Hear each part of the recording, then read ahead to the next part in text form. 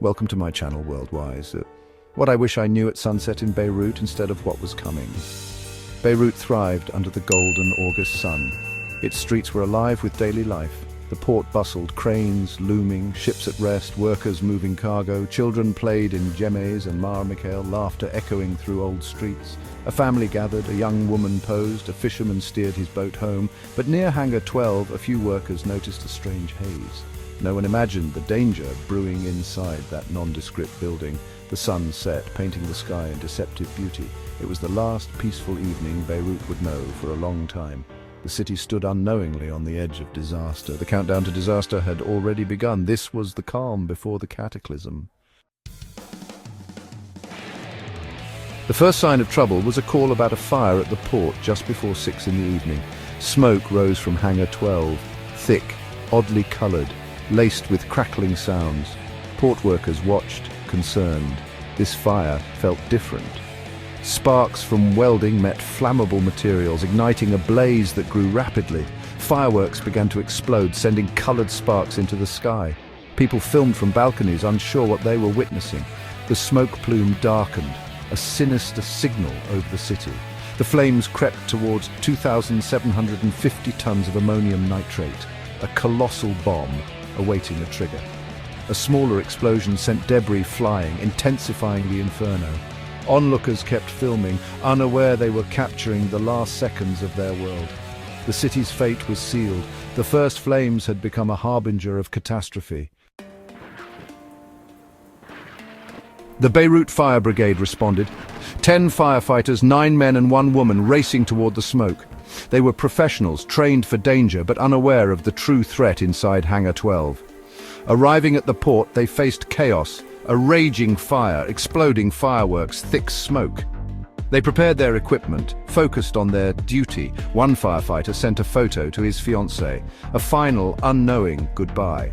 They believed they were fighting a warehouse fire, not standing at the epicenter of a disaster. The team tried to force open the hangar door, working against time and heat. Their courage was unmatched, their teamwork unwavering, but they had no idea the building was a ticking bomb. The first major explosion struck, likely throwing them back.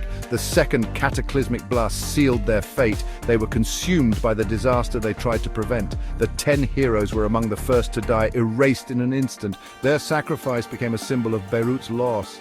They were betrayed by a system that kept deadly secrets. The firefighters' bravery was absolute, their loss immeasurable. They stood between Beirut and oblivion.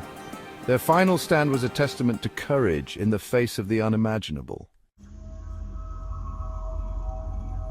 At 6:08 p.m., Beirut was changed forever. 30 seconds after the first explosion, 2,750 tons of ammonium nitrate detonated. A blinding flash, a mushroom cloud, an apocalypse above the city. The supersonic shockwave tore outward, obliterating everything in its path. It was one of the largest non-nuclear explosions in history. The roar was deafening, felt as far as Cyprus. In Beirut, the sound and shockwave arrived together, instant destruction. The port was annihilated, a massive crater where Hangar 12 once stood. The sea rushed in, grain silos shredded, the city's skyline forever altered. The shockwave shattered windows, tore balconies, collapsed roofs. Historic neighborhoods became war zones in seconds. Time stopped at 6:08. Life was divided into before and after. People were thrown, cut, crushed. Dust and screams filled the air. The sky turned red and black, the city a landscape of devastation. Beirut's heart was violently ripped out. In a single moment, the world shattered. Silence followed the blast, a heavy, dust-filled silence. Then came the sounds of agony, car alarms, cries for help, desperate shouts. Streets were buried in rubble and glass, buildings reduced to skeletons. People emerged, dazed and bleeding, covered in dust and blood. Over 218 killed, more than 7,000 injured, many by flying glass. Hospitals were overwhelmed. St. George Hospital had to evacuate, treating patients in parking lots by phone light. The healthcare system, already strained, was pushed to the brink. The blast left 300,000 homeless, over 10% of Beirut's population. The shockwave damaged buildings up to 8 kilometers away, even blowing out airport windows. The country's main grain silos were gutted, deepening the food crisis. The explosion was a devastating blow to a nation already on its knees. Amid chaos, ordinary citizens became heroes, digging through rubble, using cars as ambulances, helping strangers. Solidarity took hold. People organized cleanups, offered shelter, shared food and water. The state was absent, but the people stood together. In Beirut's darkest hour, resilience and compassion shone through. The city was wounded, but its spirit endured. The blast revealed both the depth of the tragedy and the strength of its people.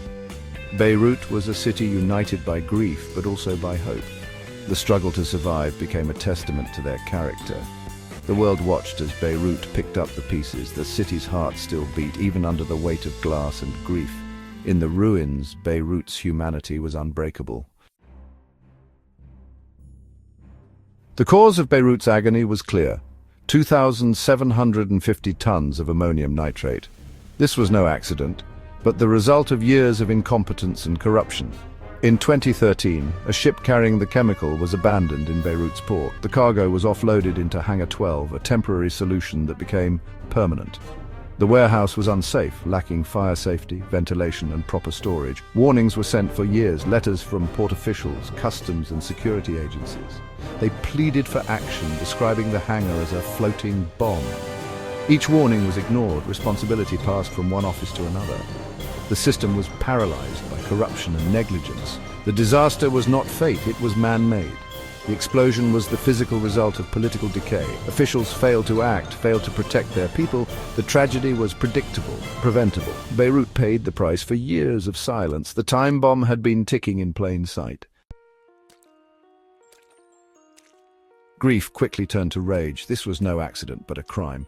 Protests erupted, thousands demanding accountability from their leaders. The explosion exposed the state's failure and the corruption of the ruling elite. Protesters clashed with security forces, set up symbolic gallows, forced the government's resignation.